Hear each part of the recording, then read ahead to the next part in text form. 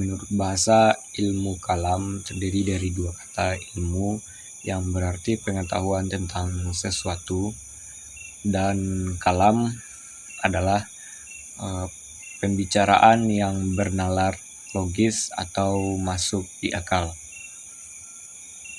Sedangkan menurut para ahli, pertama menurut Ibnu Khaldun, ilmu kalam adalah ilmu yang berisi alasan-alasan yang mempertahankan kepercayaan-kepercayaan iman dengan menggunakan dalil fikiran dan berisi bantahan terhadap orang-orang yang menyeleweng dari kepercayaan-kepercayaan aliran golongan salaf dan ahli sunnah.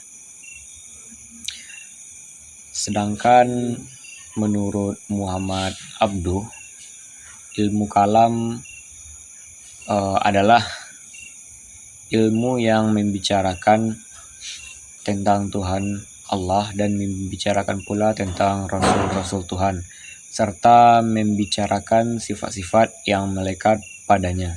Sedangkan secara harfiah, ilmu kalam adalah ilmu pengetahuan yang membahas berbagai masalah ketuhanan dengan menggunakan argumentasi logika dan filsafat.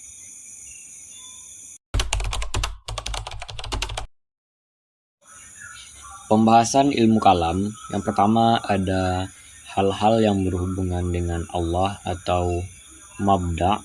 Yang kedua ada hal yang berhubungan dengan utusan Allah, wasilah. Yang ketiga ada hal yang berhubungan dengan akhirat atau ma'ad. Aspek ilmu kalam itu ada aspek keesaan zat Allah, aspek keesaan sifat-sifat Allah, aspek keesaan dalam beribadah kepada Allah. Sehingga ilmu kalam itu sangat erat kaitannya dengan akidah imaniyah, bagaimana seseorang bisa meyakini dengan sepenuh hati akan nilai-nilai rukun iman.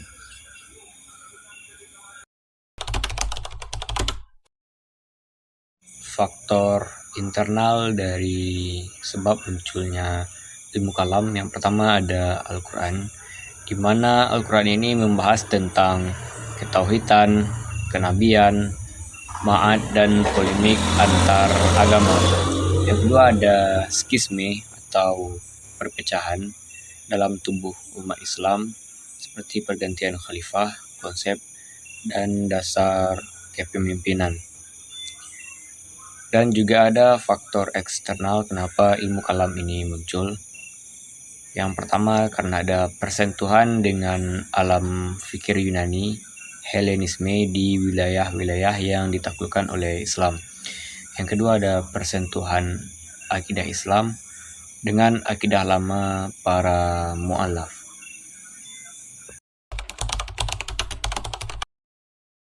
Perkembangan ilmu kalam dibagi menjadi 3 periode. Yang pertama ada periode klasik dari tahun 610 sampai 1250 Masehi, merupakan zaman kemajuan yang dibagi pula ke dalam 2 fase, yaitu ada fase ekspansi dan integrasi.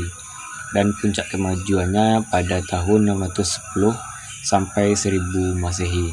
Pada zaman inilah yang menghasilkan ulama-ulama besar seperti Imam Malik, Imam Abu Hanifah, Imam Syafi'i, dan Imam Ibnu Hambal. Yang kedua ada periode pertengahan dari tahun 1250 sampai 1800 Masehi. Juga dibagi menjadi 2 fase. Yang pertama ada fase kemunduran dari tahun 1250 sampai 1500 Masehi. Pada fase ini desentralisasi dan disintegrasi semakin meningkat. Yang kedua ada fase 3, kerajaan besar, pada tahun 1500 sampai 1800 Masehi, yang dimulai dengan zaman kemajuan 1500 sampai 700 Masehi dan zaman kemunduran 1700 sampai 1800 Masehi. Tiga kerajaan itu adalah kerajaan Utsmani di Turki, kerajaan Safawi di Persia, dan kerajaan Mughal di India. Yang ketiga ada periode modern dari tahun 1800 Masehi sampai seterusnya, merupakan zaman kebangkitan dari umat Islam.